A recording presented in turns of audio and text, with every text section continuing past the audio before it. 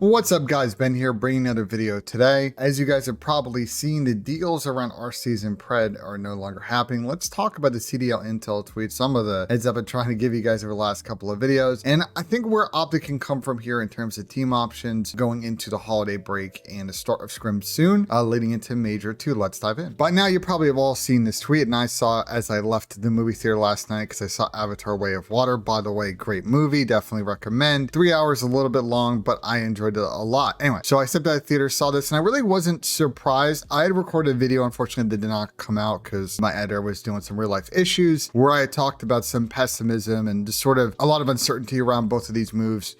Sort of in the morning when I had recorded the video, because what happens with these deals is sort of a multi-step process. And step one is usually the players kind of talking to each other and saying, let's team, let's figure it out. And in the case of both these two deals, from my understanding, there was definitely extreme player interest. Now, OpTic definitely wanted to make a change for all the people out there that are saying, oh, Dashy's trolling, OpTic's trolling for content. No, there's really an undercurrent here of wanting to make and change their situation after, having a big team talk over the off season and then pulling up to Major 1 and not making it to bracket. I think a couple of players on the team were done and wanted to make a change. So there was real momentum here. There was real smoke. But as always happens with these deals, is depending on the player that you target, there's going to be a transfer fee, and you're going to have to pay the rest of their seasonal salary. And if you look at the two players they've targeted here, one, Arcitys definitely had probably a pretty decent transfer fee moving from FaZe to LAG. I'm sure LAG wanted to make most, if not all, of that money back. And on top of whatever deal Alex on, which is probably a decent six-figure deal. And then Pred's probably on a decent deal as well. And considering his interest over the summer, and now I don't think Seattle's, as far as we've seen, be in the mindset of, well, we'll just try to get value back for him. Like, his buyout's obviously pretty big as well. So if you consider all that, I'm not surprised that either of these things happen, considering, if you're OpTic, you're probably looking at $1 million, $1.5 million just to pay the transfer fees and pay their yearly salaries and any kind of expenses. And yeah, I get it. You can probably move, Inder or Dashy on the other side of that. But even before you do that, you're already taking in, a seven-figure number. So not surprised that the deals didn't necessarily happen. So let's talk about where OpTic goes from here in terms of what they do with their team situation. So I think OpTic really has two potential paths here. For the sake of the rest of this video, I'm going to be taking a look at my player contract status document, which you can see a link to in the description of my videos in my link trees. Option A for OpTic is running it back with their existing team. And, I can see it. It's going to take some maturity for everybody involved to really put aside and really talk about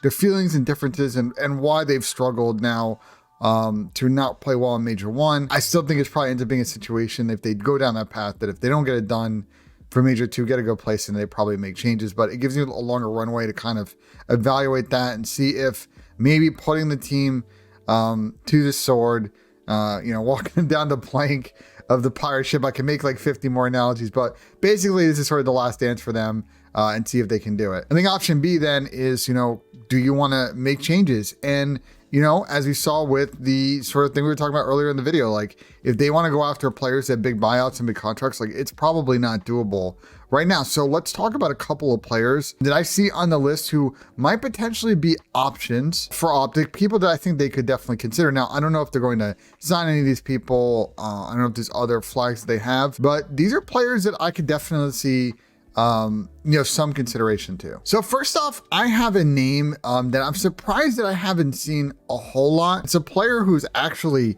teamed before with every single person on the team except for Brandon.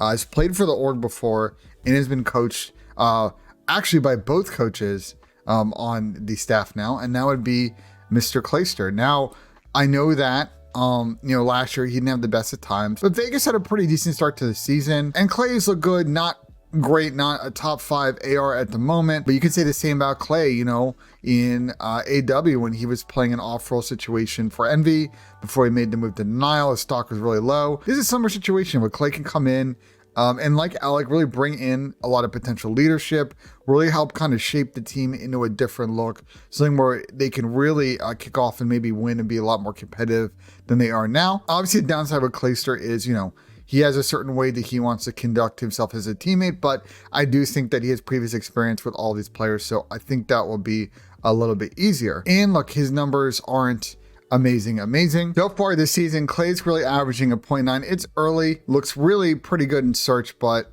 control has been a huge problem. Although I think that KD would come up because Vegas is not a particularly good control team, and he would be getting on a better one. You'd probably want a little bit more slaying from him in hardpoint. The slaying issue aside, that would be a big downstep from, say, replacing Dashy. I think you probably think about it from the leadership angle, because I figure that that's where they were going with Alec anyway. As you see for Alec, he's sitting on a 0.95, so it's better than Clay's. But again, you know, if they were going down the Alec path, they were already okay with picking up someone that sort of had underwhelming numbers the first portion of the season. Next up is a player that I've talked a little bit about on my stream as a potential option. Again, if they weren't able to really pull off the Pred move, and they wanted to, you know, maybe make one change, commit to Illy moving to main AR. Guys, for the sake of this video, by the way, I really don't want to talk about double changes because it gets very complicated, and I don't really know if OpTic, you know, considering the depth now of the Alec and Pred situation, I don't really know if they're gonna be able to make two changes. But let's say they make one change, you want to move Inter to main, you move Scump to a flex role, and you want to pick up another sub that can match Shotzi's pace. Instantly looking at this list of player who I think is definitely gettable would be Asim of the London Royal Ravens. Asim's probably playing the best of any member of that team, and they're actually making a change to bring in scraps as far as we've seen reporting from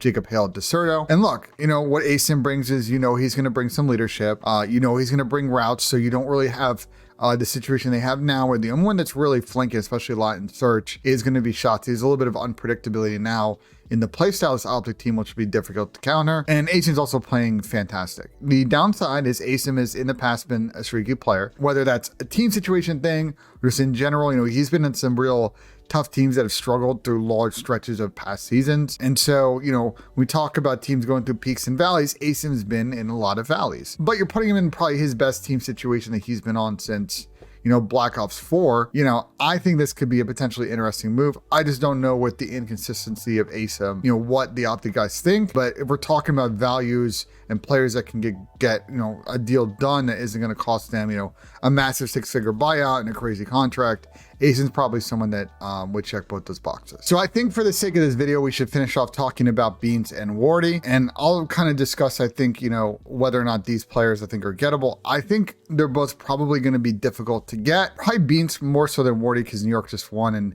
you know, they have a little bit more of a runway now with this team if they sort of, you know, go up and down a bit. But for Beans, I still think that Boston wants to hedge against sort of any issues that Big Wake or Methods has, and the way he can insert an AR. So I'd be very surprised if Boston was down to let Beans go. And he's a younger player, so you're not really, like we talked about with Asim and Clay, like it's unclear if you're gonna get any kind of leadership angle out of Beans. You know, get obviously a very skilled AR. Beans is also a really talented sniper as well. So in terms of being a like-for-like swap for Bruce, actually, it's not that bad of a move. But, you know, he's a rookie. He's a little more raw than some of the players he wanted to bring in, which is generally not OpTic's MO. At least the Hex Corps crew has done in the past. So I don't know about Beans. Wardy I could see, but, you know, it puts New York in a bind.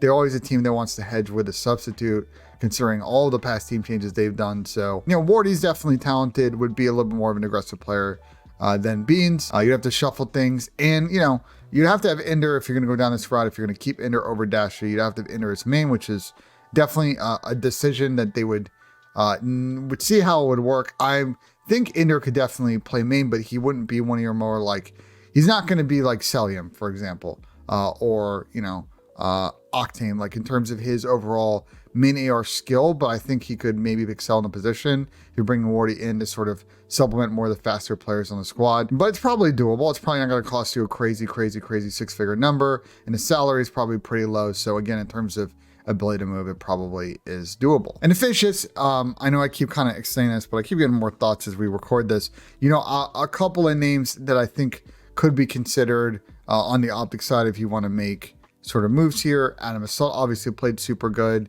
at the Major 1 open bracket event, so he could be possibly on the AR front. Obviously Mohawk is there or thereabouts these days in challengers. Diamond Con, who I think from what I've heard is kind of going to be the odd man out on any LAG changes going on. Now that they're keeping Alec, it's probably looking like a combo of their academy team, maybe Alec and one, or maybe no other players from the existing roster might make it. So you got to think, considering Diamond Con and and Alec kind of play the same role. That Diamondcut's probably the one that's sort of the odd man out, and he might be available for Get. Obviously, Brezzy's sort of an interesting choice, but I don't know what his visa situations like, and same with someone like Journey. And obviously, Fellow has filled in the past for some of these Dallas squads, but I don't see that as a strong option. So really, in general, just not a lot of great options out here for OpTic that I think they're going to love. And so I think it's just a question of, do you want to make a move for one of these players and it's more of a short-term move,